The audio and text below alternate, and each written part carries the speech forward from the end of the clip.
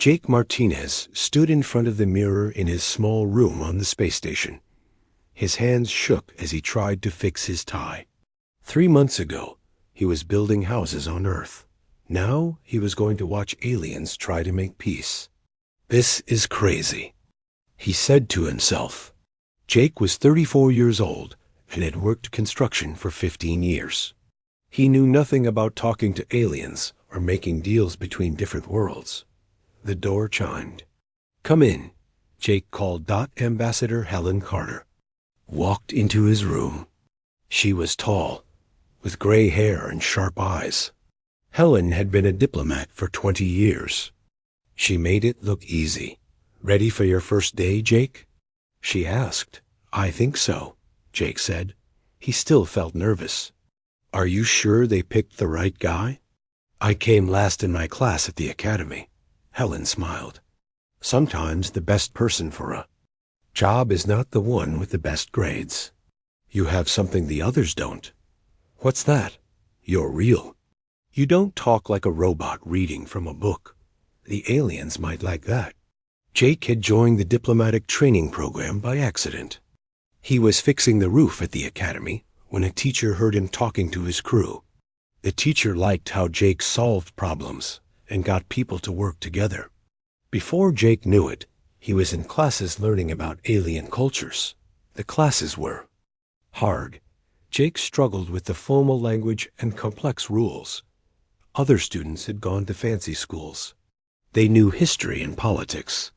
Jake knew how to build things and fix problems. "Tell me about today again," Jake said. Helen sat down.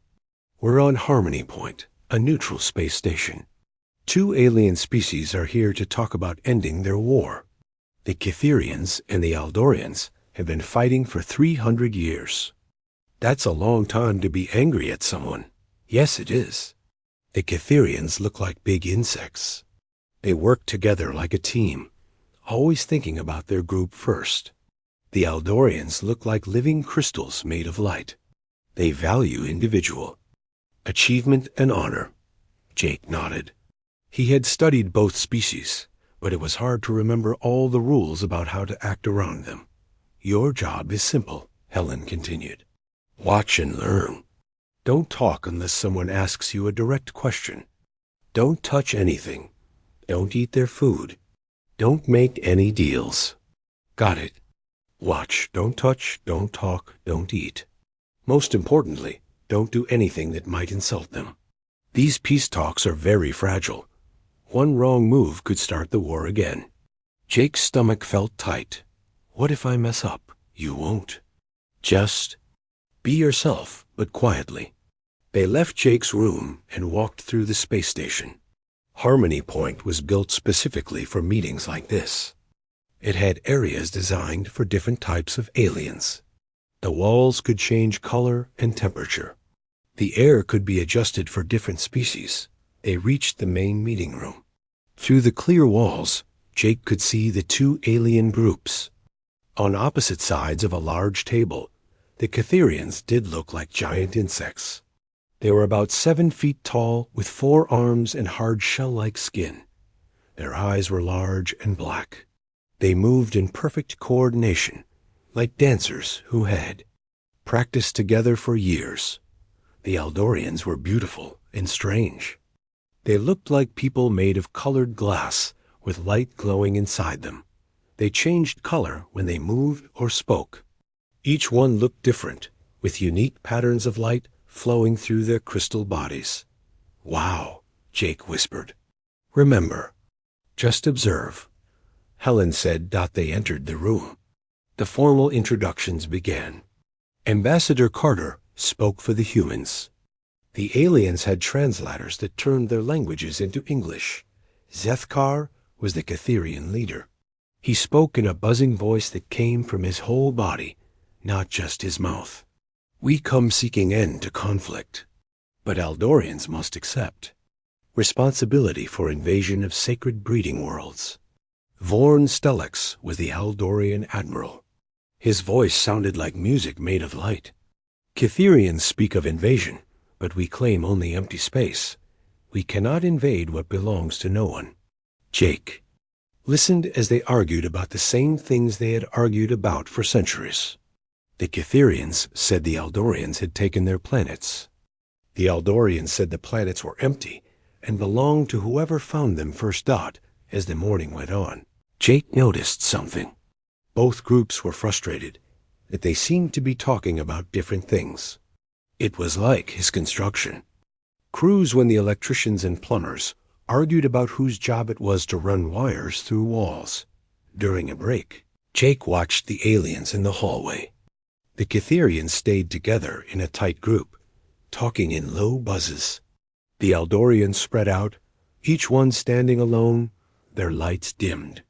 They're both scared, Jake realized. Helen looked at him. What do you mean? Look at them. The bug. Guys stick together because they're worried about being alone. The crystal guys stand apart because they're worried about losing themselves in a group. They're afraid of the same thing, just from opposite sides. Helen stared at Jake. That's actually a very good observation. When the talks resumed in the afternoon, Jake paid more attention to how the aliens acted than what they said. The Cytherians kept looking at each other before speaking, like they were checking if their group agreed. The Eldorians never looked at each other, like they were afraid of copying someone else's ideas. The arguments got louder. Sethkar's shell turned darker. Vorn's lights flashed red. This is pointless, Vorn declared. Cytherians will never understand individual rights. Eldorians care nothing for community responsibility. Sethkar buzzed angrily. Ambassador Carter tried to calm them down, but Jake could see the talks were falling apart. 300 years of war, and they still couldn't agree on anything. That evening, Jake sat in the station's observation lounge, looking out at the stars. He thought about his old construction job. When two crews argued, it was usually because they had different goals. The electricians wanted clean wire runs. The plumbers wanted straight pipes.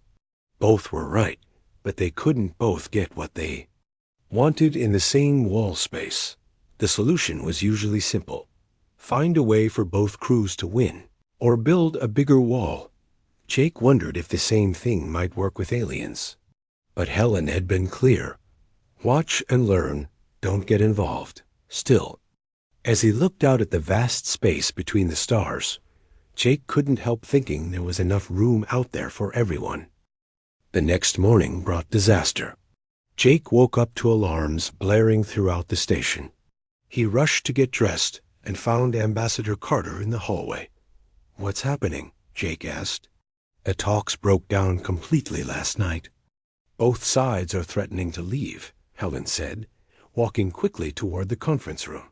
Can they do that? Unfortunately, yes. And if they leave now, the war will probably go on for another 300 years. They reached the main area, where both alien groups were packing their things. The Cytherians moved together like an angry swarm. The Eldorians flashed bright red and orange colors. Perhaps we try again in 50 years, Sethkar said to Ambassador Carter, when Eldorians learn wisdom. Cytherians speak of wisdom, but show none, Vorn replied, his crystal body blazing white. With anger, Jake watched the aliens prepare to leave. All this way for nothing. He thought about construction projects that fell apart because teams couldn't work together. Usually, it was because nobody took time to understand what the other guy was trying to build. Ambassador Carter, Jake said, quietly, what if we had dinner together tonight? All of us? Helen looked at him like he was crazy. Jake, they can barely stand to be in the same room. That's the problem. They're treating each other like enemies instead of people. Back home, when my crews were fighting, I'd take them all out for pizza. Hard to stay mad at someone when you're sharing food. This is different, Jake. These are ancient enemies with completely different cultures. Maybe. But they both eat, right? They both need to rest? They're not that different. Helen sighed. Even if I agreed, which I don't, there are dozens of protocols for interspecies dining. One wrong move and we could insult everyone. What if we kept it simple? Just food and talking? Before Helen could answer, Captain Lisa Stone approached them. She commanded the human ship that brought them here. Ambassador, both groups are requesting transport back to their home worlds. Captain Stone said. Helen closed her eyes for a moment. Give me 2 hours. Let me try something. Jake spent the afternoon learning everything he could about alien food customs. It was confusing. Cytherians shared food to show trust. Eldorians ate alone to show independence.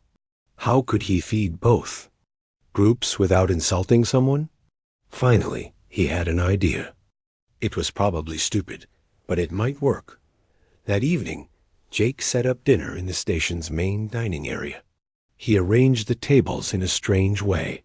One big table in the middle with smaller tables around it, close enough to talk, but far enough. Apart to feel separate, the aliens arrived looking suspicious. Ambassador Carter looked nervous. Welcome, Jake said. I know you're all leaving tomorrow, but I wanted to say thank you for letting me watch your meetings. I learned a lot. He had prepared food from Earth, simple things like bread, soup, and then vegetables, nothing fancy or complicated. I'm not much of a cook, Jake admitted. Back home, I usually just made sandwiches for my construction crew, but I thought you might be hungry. Jake served the food in a way he hoped wouldn't offend anyone. He put dishes on the big center table that everyone could see, but he also gave each person their own plate and space. The Cytherians buzzed quietly among themselves. The Eldorians flickered with cautious colors. Please, eat whatever you want, however you want, Jake said. No rules tonight. To his surprise, Zethkar took some bread from the center table. He broke it into pieces and shared it with the other Cytherians. Vorn took some soup, but ate it alone at his smaller table. Jake sat down with his own simple meal. You know, I've been thinking about your war. Ambassador Carter kicked him under the table, but Jake continued. I used to build houses. Before I started, I always had to understand what the land was like. Sometimes 2 families wanted to build on the same hill. They'd fight about it, saying the other family couldn't understand how to use the land properly. The aliens listened, while they ate. But usually, the problem wasn't the land. It was that they were trying to build different things. One family wanted a house with a big garden. The other wanted a house with a workshop. Both were good ideas, but they couldn't both fit in the same small space. What did you do? Vorn asked, his color shifting to curious blue. Found them a bigger hill, or helped them see that a garden and a workshop could actually work well together. Zethkar tilted his large head. You speak of cooperation. But how? Does garden help workshop? Well, the workshop family could fix tools for the garden family. The garden family could grow food for the workshop family. Together, they could build something neither could make alone. Jake took a bite of bread. I keep thinking about your territories. You both want the same star systems, right? Eldorians claim empty space, Vorn said stiffly. Cytherians need breeding. Worlds for survival, Zethkar added. But what if the space isn't really empty, and the worlds aren't really just for breeding? Jake asked. What if there's something bigger you could build together? Helen was staring at Jake with wide eyes. He was definitely breaking the rules now. I mean, Cytherians are amazing at working together. You can organize huge projects and get everyone working toward the same goal. That's incredible. The Cytherians' shells brighten slightly, and Eldorians are brilliant at solving individual problems. Each of you comes up with ideas that nobody else would think of. That's amazing, too. Vorn's colors shifted to pleased yellow. So what if, instead of fighting over who gets which planets, you worked together to make better planets? Cytherians could organize the big projects. Eldorians could solve the technical problems. The room went very quiet.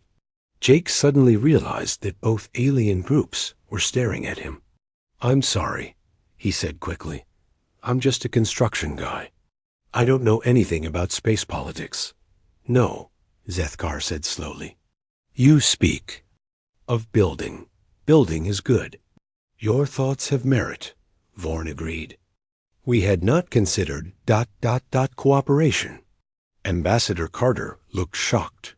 The aliens were actually talking to each other instead of just arguing. "There's more food if anyone wants it," Jake offered, trying to change the subject before he got in. More trouble, but something had changed. As they continued eating, the Catherians and Aldorians began asking each other questions. Not about territory or rights, but about how they lived and worked. Jake learned that Catherians built cities underground because they liked enclosed spaces. Aldorians built structures in open space because they needed light and movement. Instead of seeing these as problems, Jake found himself asking why they couldn't do both. Underground cities would protect Aldorian crystals from space radiation, he suggested. Open structures would give Catherian young more room to develop. He added. By the end of dinner, both groups were talking excitedly about possibilities instead of arguing about problems. "This has been most enlightening," Zethkar said as they prepared to leave. "Indeed. Perhaps we should continue these discussions tomorrow," Vorn agreed. After the aliens left, Ambassador Carter turned to Jake. "What just happened here?" she asked. "I think they remembered their people, not just enemies," Jake said. "Jake, you do realize you just did in one evening what trained diplomats have been trying to do for months?" Jake shrugged. "I just offered them some bread and asked them to think about building something instead of tearing it down." Helen shook her head, but she was smiling. "Maybe there's more to diplomacy than I thought." 3 days later, Jake was feeling good about how things were going.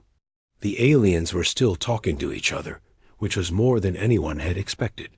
But then everything went wrong at once. Jake was eating breakfast when the lights in the dining hall flickered and went out. Emergency lighting came on, bathing everything in red. "Attention all personnel," Captain Stone's voice came over the speakers.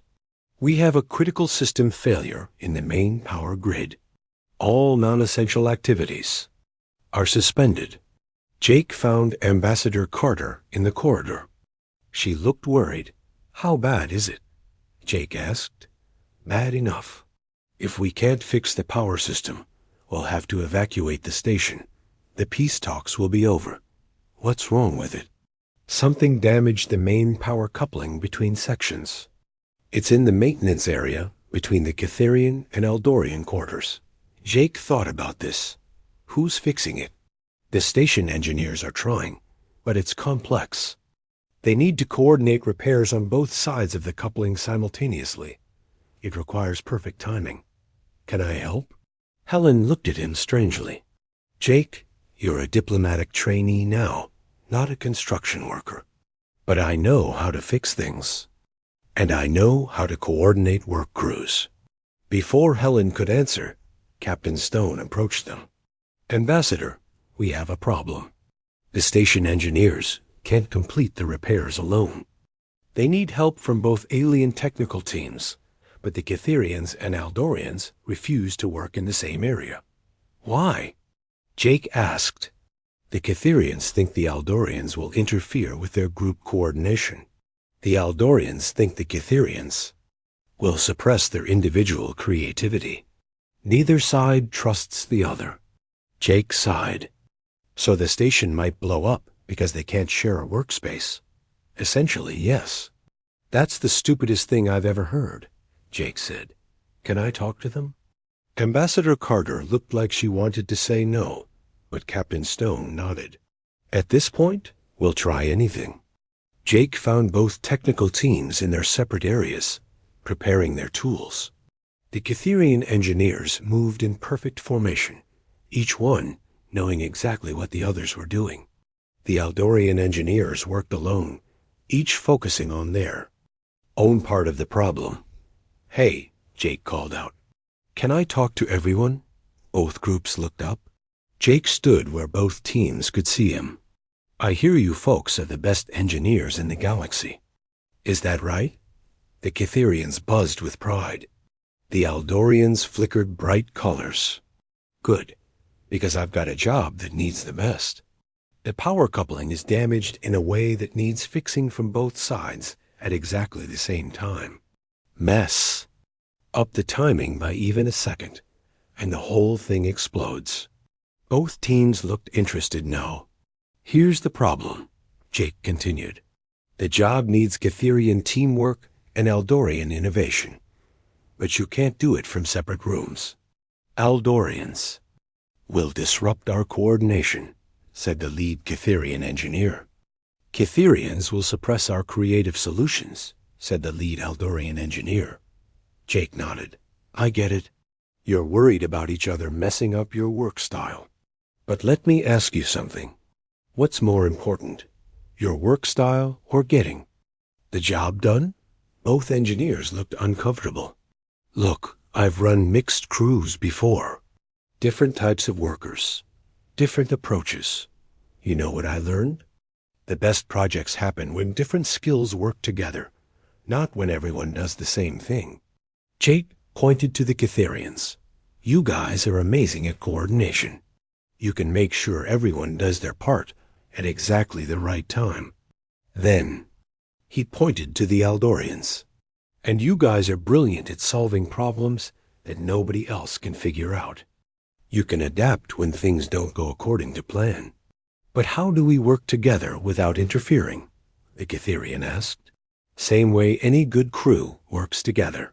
Clear communication, respect for each other's skills, and focus on the job." Jake pulled out a piece of paper and drew a simple diagram. "Here's what we're going to do. Cytherians, you handle the coordination and timing. Aldorians, you handle the technical problem solving. I'll be the foreman, making sure everyone knows what's happening." "You?" the Aldorian engineer asked. "You are not an engineer." "No, but I know how to run a job site.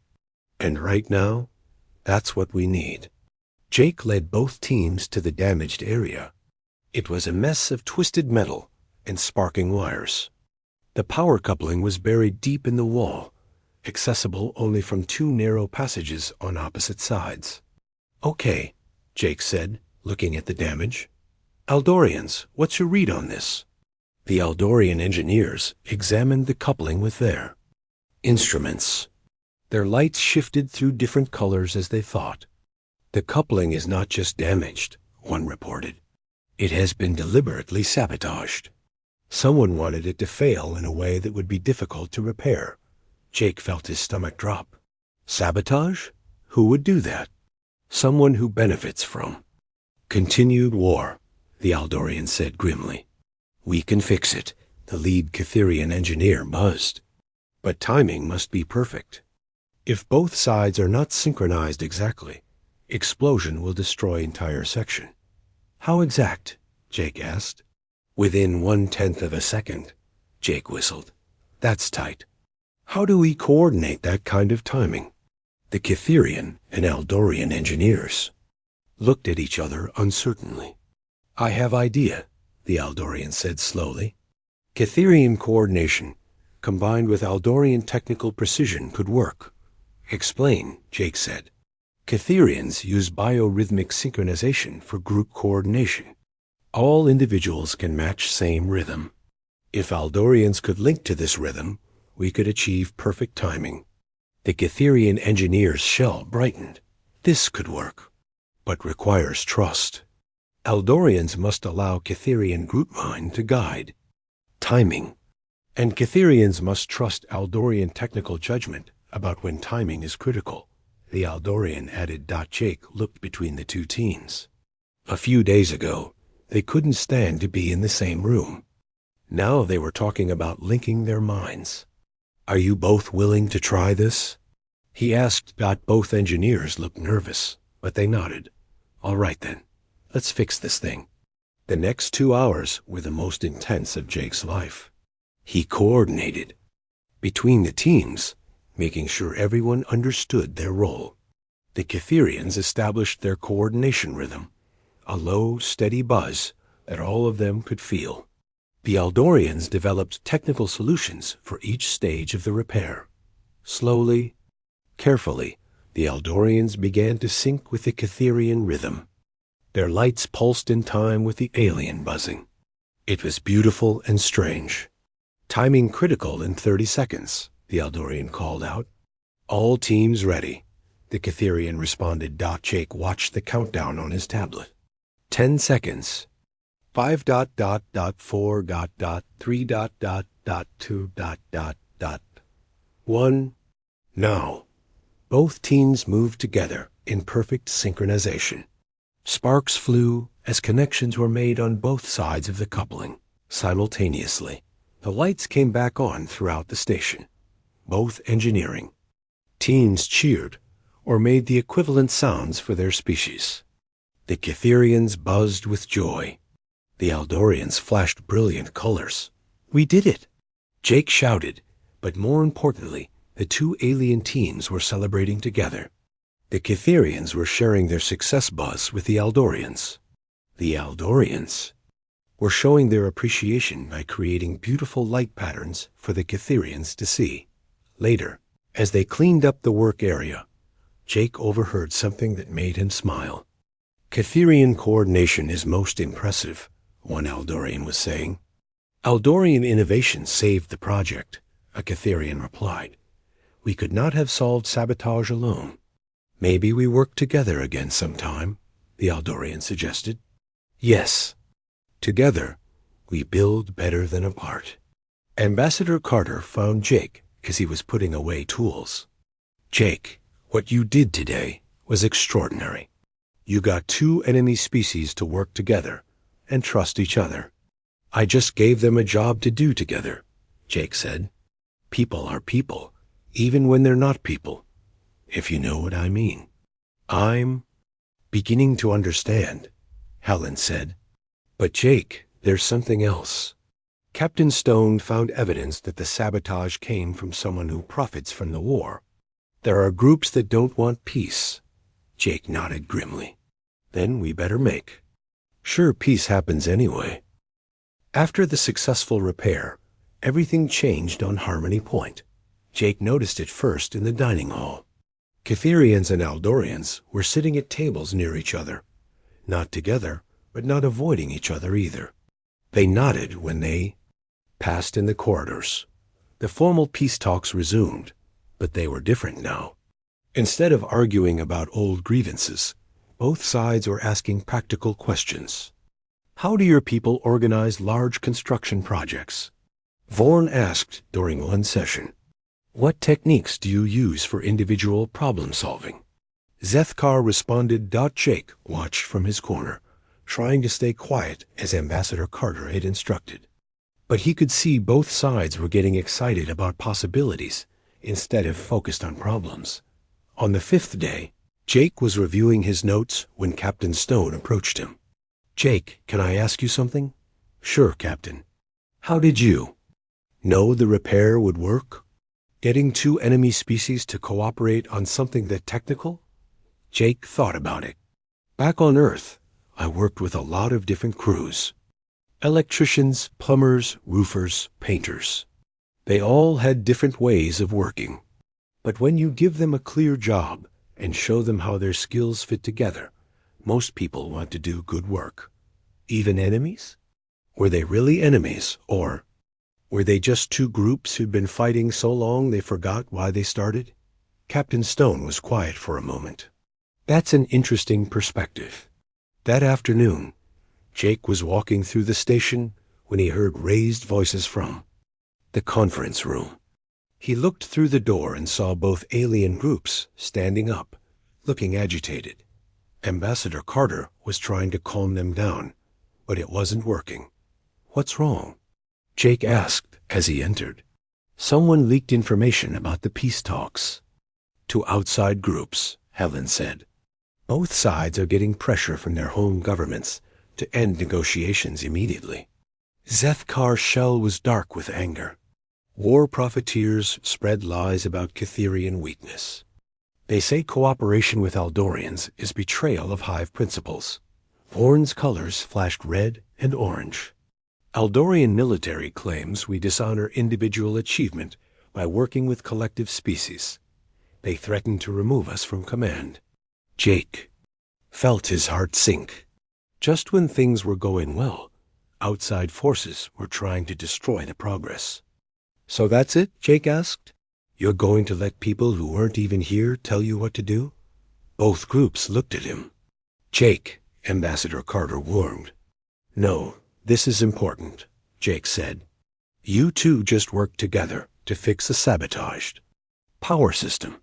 You saved this whole station. And now some people who sell weapons and profit from war are telling you it was wrong?" "Our governments have concerns," Vorn said stiffly. "Of course they do. Change is scary. But let me ask you something. Are you the same people who came here a week ago?" Zethkar tilted his head. "What do you mean?" "A week ago, you couldn't stand to be in the same room. Today, your engineers are making plans to work together on future projects. A week ago, you were talking about territory and old grudges. Today, you're talking about building new things together." Jake walked to the center of the room. "I've been thinking about your war. 300 years of fighting over star systems and breeding rights and individual honor. But what if the whole war was based on a misunderstanding?" "Impossible," Vorn said. "The historical records are clear." "Are they? Or do they just show what each side thought was happening?" Jake pulled out his tablet and brought up the star charts both sides had shared. "Look at these maps. Cytherians, you call these sacred breeding worlds. Eldorians, you call them empty space ready for colonization. But you're talking about the same planets." Both groups looked at the charts. "Cytherians, when you say sacred breeding worlds, what do you mean exactly?" Zethkar buzzed thoughtfully. "Worlds with proper conditions for raising young. Correct temperature, atmosphere, soil composition. Not necessarily worlds we currently occupy." "And Eldorians, when you say empty space, what do you mean?" "Space not currently claimed or inhabited by other species," Vorn replied. Jake nodded. "So Cytherians need worlds with the right conditions for raising kids. Eldorians need space that nobody else is using. These aren't opposite things." He pointed to the star charts. "What if, instead of fighting over who gets which planets, you work together to make better planets? Planets designed for both your needs?" "How?" both leaders asked at the same time. "Well, Cytherians are amazing at long-term planning and large-scale projects. You could design communities that work for multiple generations. Eldorians are brilliant at individual innovation and adapting to new situations. You could solve the technical problems of terraforming and environmental control." Jake was getting excited now. "Instead of fighting over a few dozen suitable worlds, you could work together to create hundreds of new ones. Worlds designed from the ground up for both species." The room was very quiet. "This would require unprecedented cooperation," Vorn said slowly. "It would require trust," Zethkar added. "Yeah, it would," Jake agreed. "But you've already started. You worked together to fix the power coupling. Your engineers are already making plans for joint projects." Ambassador Carter was staring at Jake with amazement. "The real question is," Jake continued, "do you want to spend the next 300 years fighting the same old war, or do you want to build something new together?" Zethkar and Vorn looked at each other. Really looked, not with suspicion or anger, but with consideration. "There would be many challenges," Zethkar said. "Many opportunities," Vorn replied. "Our governments will resist," Zethkar warned. "Then we must show them the benefits." Vorn said. Jake held his breath as the two leaders continued to talk directly to each other, not through interpreters or formal protocols. "What would you propose as a first joint project?" Vorn asked. "A single World designed for both our needs, Zethkar replied. Proof that cooperation creates better results than conflict. Agreed. But not just any world. It should be in the most disputed system, to show we can work together, even in difficult circumstances. Jake watched in amazement as the two species began planning their first cooperative venture. Ambassador Carter was frantically taking notes, but then Captain Stone's voice came over the speakers. All personnel report to emergency stations. We have multiple ships approaching at high speed. Unknown intentions. Through the conference room's large windows, Jake could see ships arriving. Some had the insect-like design of Cytherian vessels. Others had the crystal and light construction of Eldorian ships. It seems our governments have decided to end these talks forcibly, Vorn said grimly. Military forces from both sides, Zethkar observed. They intend to separate us. Jake looked out at the approaching fleets. All this progress, all this hope, and now it might end in another battle. Not if we don't let them, Jake said. Both. Alien leaders looked at him. You're military commanders, right? Both of you? They nodded, double quotes, so those are your people out there. Your crews, your ships. What if, instead of letting them force you apart, you showed them what you've learned here? How? Vorn asked. Jake smiled. Same way you fixed the power coupling. Together. The approaching fleets formed battle lines on opposite sides of Harmony Point. Jake watched from the observation deck as dozens of warships took positions, weapons charged and shields raised. This is Admiral Corks of the Cytherian Defense Fleet. A voice came over the communication system. Commander Zethkar, you will return to your ship immediately. These negotiations are terminated. This is Fleet Commander Stellax of the Eldorian Navy. Another voice followed. Admiral Vorn, you are ordered to withdraw from this station at once. The Council has declared these talks illegal. Jake stood between Zethkar and Vorn in the communications center. Both alien leaders looked torn between duty to their governments and the progress they had made. They're your people out there, Jake said quietly. What are you going to tell them? Zethkar's shell rippled with indecision. Orders are orders. Cytherian individuals do not disobey the collective will. Eldorian commanders must maintain honor and follow proper authority. Vorn added, his colors dim with conflict. Jake nodded. I get it. Following orders is important. But let me ask you something. What's more important, following today's orders or protecting your people's future? Both leaders looked at him. Those crews out there, they've been fighting this war their whole lives. Their parents fought it. Their grandparents fought it. How many of them have died for star systems that nobody really understands? Jake pointed out the window at the warships. What if, instead of giving them another battle, you gave them hope? What if you showed them there's a better way? The risk is enormous, Vorn said, if we disobey direct orders. If you follow those orders, the war goes on for another 300 years, Jake interrupted. More ships destroyed, more lives lost, more families torn apart. That's not risk. That's guaranteed disaster. Zethkar buzzed thoughtfully. What do you suggest? Talk to them. Not as commanders following orders, but as people who've learned something important.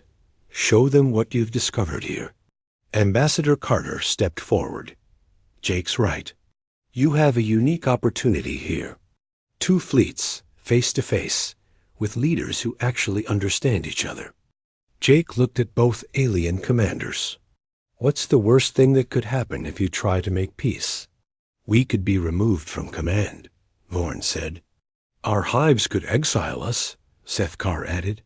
And what's the worst thing that happens if you don't try? Both leaders were quiet for a long moment. The war continues, Zethkar said finally. More death, more destruction, Vorn agreed. Jake nodded. So really, you've got nothing to lose and everything to gain. Zethkar and Vorn looked at each other, then at their fleet's position for battle outside. We do this together? Zethkar asked. Together, Vorn confirmed. They moved to the main communications console.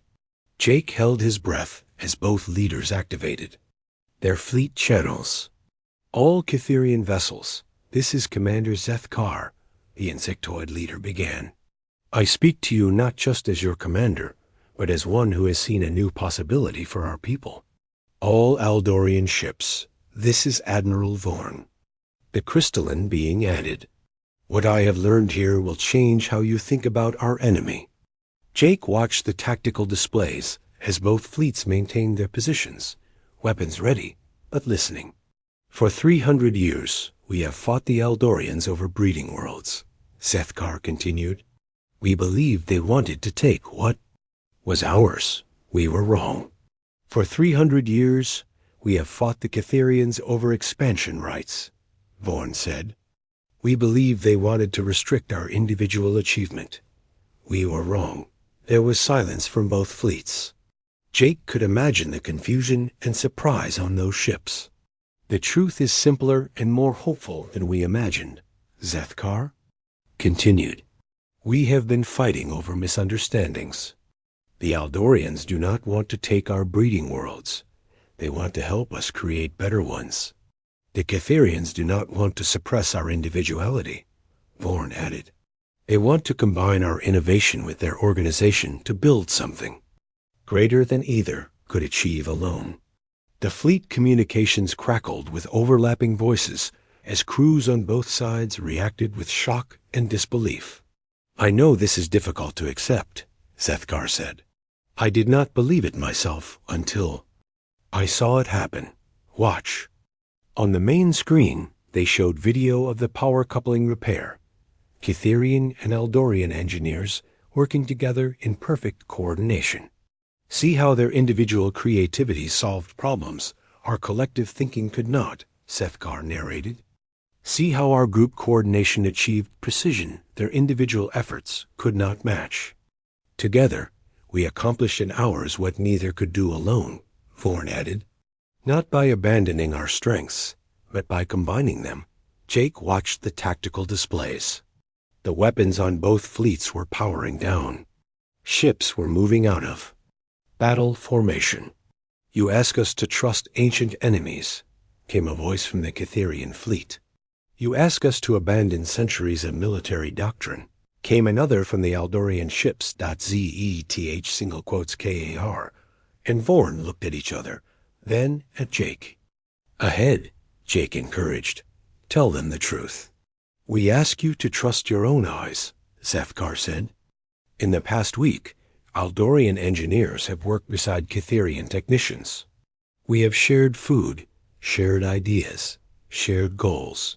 Not once did they try to harm us or take advantage of us. We ask you to consider your own experience, Vorn added.